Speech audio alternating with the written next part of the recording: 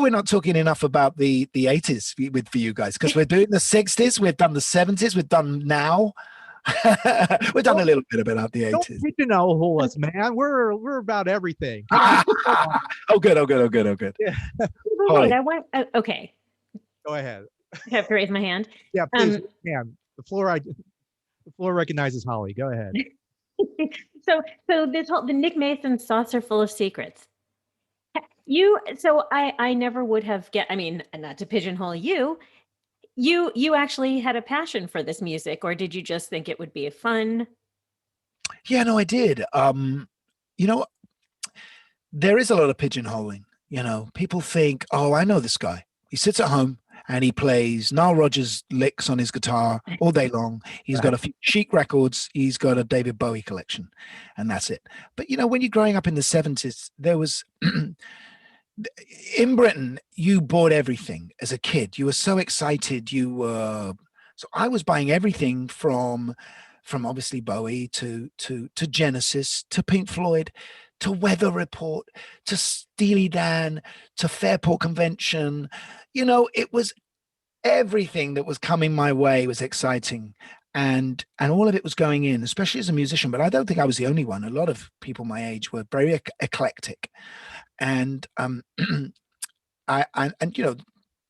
think, you know, Floyd as a musician, you know, a band that I've always played, always enjoyed. And I've known Guy Pratt for years. So Guy Pratt, who ended up taking over from Roger Waters in Pink Floyd, he played in a band called Ice House. Mm-hmm. Good Australian 80s group, right? And I met Guy in the 80s doing a TV show with Ice House. We became solid friends, known each other for a long time. And I got to know Nick and David Gilmour all through Guy. And so Nick's been a long-term friend. And then when he formed this band, you know, he asked me if I wanted to be in it. As I said earlier, he wanted people he could go to dinner with. But I've really enjoyed it. But I think the good thing is we do the early stuff because I think that suits Nick better. And it's not as purple, you know, it's not as precious, you know. If you do the later stuff, then everyone goes, oh, you're not playing that Gilmour solo exactly right, you know, and there are so many tribute bands out there doing that. So I think with the early stuff, Nick said, you know, let's make this our own, you know, be more free, you know, you don't have to play the guitar that's on the record. And so I've really enjoyed that. And I felt liberated by it. And I felt, you know, I'm allowed to play more guitar than I am in Spandau Ballet. I get to sing lead, and I got to be embraced by a whole different sort of fan base, really, that maybe were a little bit cynical before, but now have really taken me under their wing. So I think it was doing that severed me from my past to the extent that I felt free enough to write this album. Mm-hmm. So you're playing David Gilmour's parts. What is it about his guitar playing that's so unique or that challenged you as a guitarist?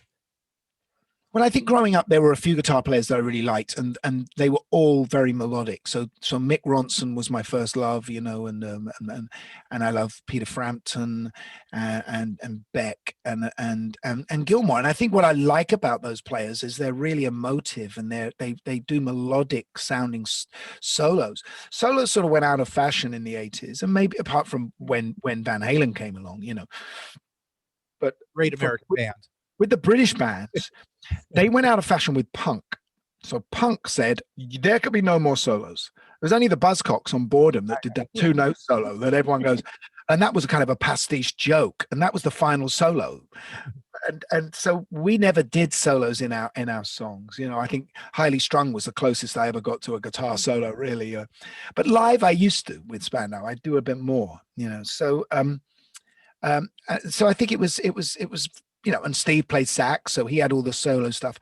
But for me, a guitar is another way of me expressing melody and character and emotion. So I've been really, you know, lucky and thrilled to be able to do a bit more on this record and express myself that way.